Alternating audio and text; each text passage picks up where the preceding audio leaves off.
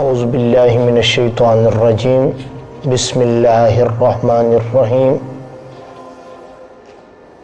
اطیعوا اللہ و اطیعوا الرسول صدق اللہ مولانا العظیم الصلاۃ والسلام علیک یا سیدی یا رسول اللہ الصلاۃ والسلام علیک یا سیدی یا حبیب اللہ الصلاۃ والسلام علیک یا سیدی یا شفیع المذنبین وعلی آلک و اصحابک یا سیدی یا رحمت للعالمین۔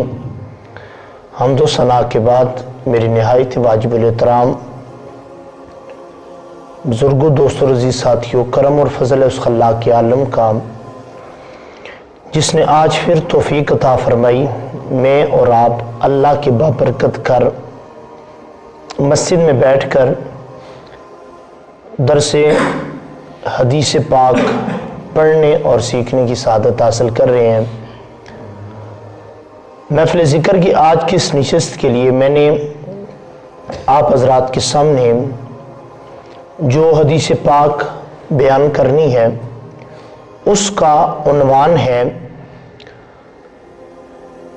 ایمان کی مٹھاس حاصل کرنے کی شرائط، حلاوت ایمان کی شرائط۔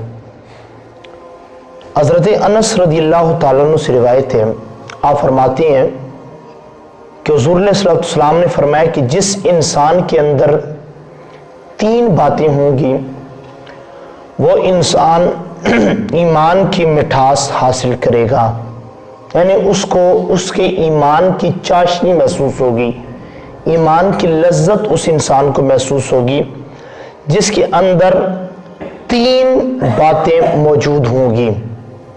سب سے پہلی حضور علیہ السلام نے فرمایا کہ وہ شخص جو اللہ اور اس کے رسول کو دنیا کے ہر رشتے سے زیادہ محبوب سمجھتا ہے، دنیا کے تمام لوگ، دنیا کی تمام چیزیں، دنیا کے تمام مراتب، دنیا کی تمام جو شخصیتیں ہیں، ہر ایک سے بڑھ کر اللہ اور اس کے رسول سے محبت کرتا ہے۔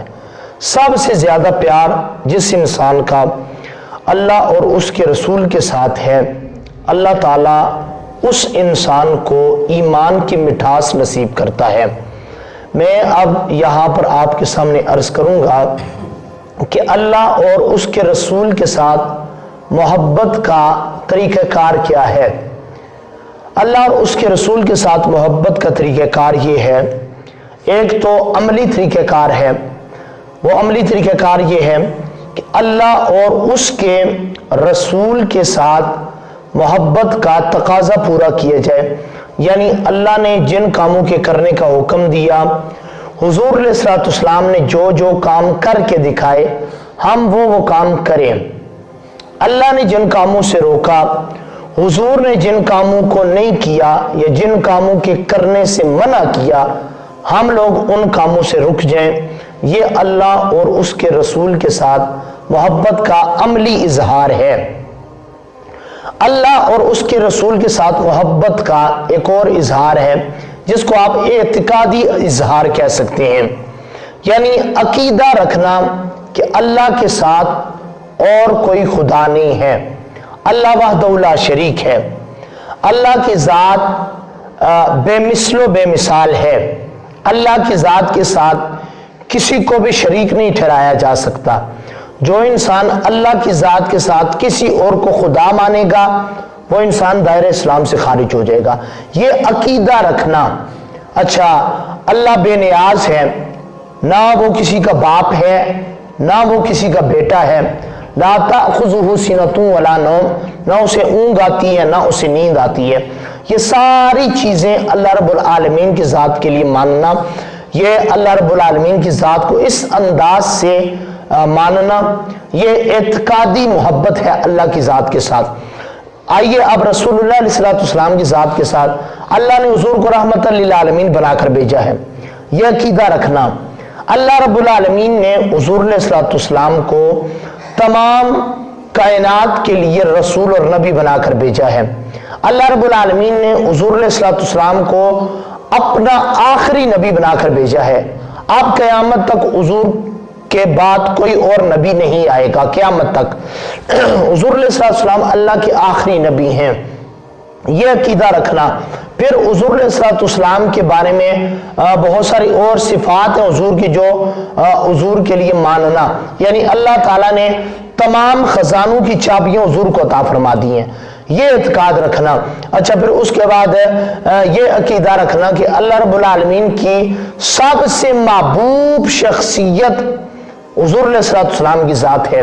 اور پھر یہ عقیدہ رکھنا کہ اللہ تعالیٰ نے سب سے زیادہ افضل حضور علیہ الصلوۃ والسلام کو بنا کر بھیجا ہے، یہ ساری باتیں.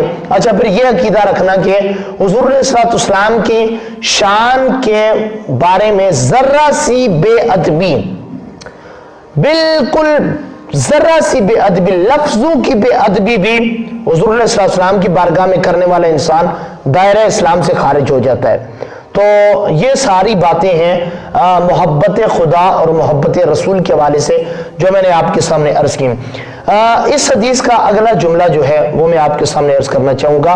حضور علیہ الصلوۃ والسلام نے فرمایا کہ وہ شخص ایمان کی لذت محسوس کرے گا جس کو جو اللہ کی رضا کے لیے لوگوں سے محبت رکھتا ہو، وہ شخص ایمان کی مٹھاس حاصل کرے گا. میں اور آپ جس جہان میں رہتے ہیں ہمارا المیہ یہ ہے کہ ہم اپنی غرض کے لیے دوسرے سے پیار کرتے ہیں، ہم اپنی خواہشات کی پیروی کے لیے کسی کے ساتھ تعلق بناتے ہیں. مثلا کسی کے پاس بہت زیادہ پیسہ ہے تو لوگ اس کے ساتھ بڑے قریب ہونے کی کوشش کرتے ہیں. کیوں جی؟ اور چلو جی کہیں نہ کہیں ہمیں بھی کوئی نہ کوئی فائدہ حاصل ہو جائے گا. کسی کا بڑا منصب ہے، مقام ہے، اس کے لوگ قریب ہونے کی کوشش کریں گے. کیوں جی؟ اور کبھی ضرورت پڑے تو ہم اس مقام اور منصب سے ہم فائدہ حاصل کر لیں. یہ اسلام کا مزاج نہیں ہے، یہ اسلامی طریقہ کار نہیں ہے. حضور نے فرمایا کہ ایمان کی مٹھاس وہ شخص حاصل کرے گا جو کسی بھی دوسرے انسان سے محبت کرے تو صرف اللہ کی رضا کے لیے، اگلے کا پیسہ دیکھ کر نہیں، اگلے کا مال و دولت دیکھ کر نہیں، اگلے کا جاہ و حشمت دیکھ کر نہیں، اگلے کا جناب جی مقام و منصب دیکھ کر نہیں، صرف اللہ کی رضا کے لیے کسی انسان کے ساتھ محبت کرے.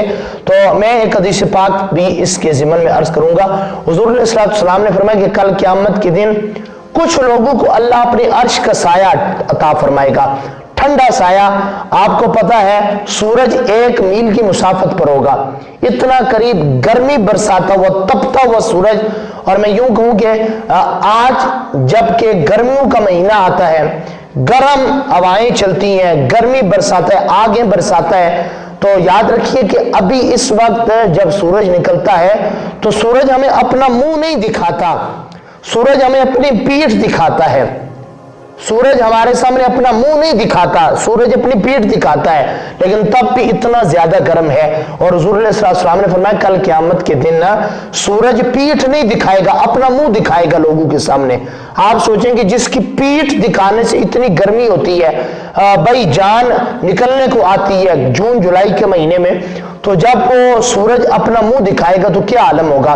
تو حضور علیہ السلام نے فرمایا کہ ایسے میں اللہ رب العالمین کچھ لوگوں کو اپنے عرش کا ٹھنڈا سایہ عطا فرمائے گا. حضور ان میں سے کون سے لوگ ہیں؟ بہت سے لوگوں کی بات ارشاد فرمائی، لیکن میں اپنے عنوان کے مطابق وہ بندے آپ کے سامنے بیان کروں گا جن کو اللہ اپنے عرش کا سایہ عطا فرمائے گا.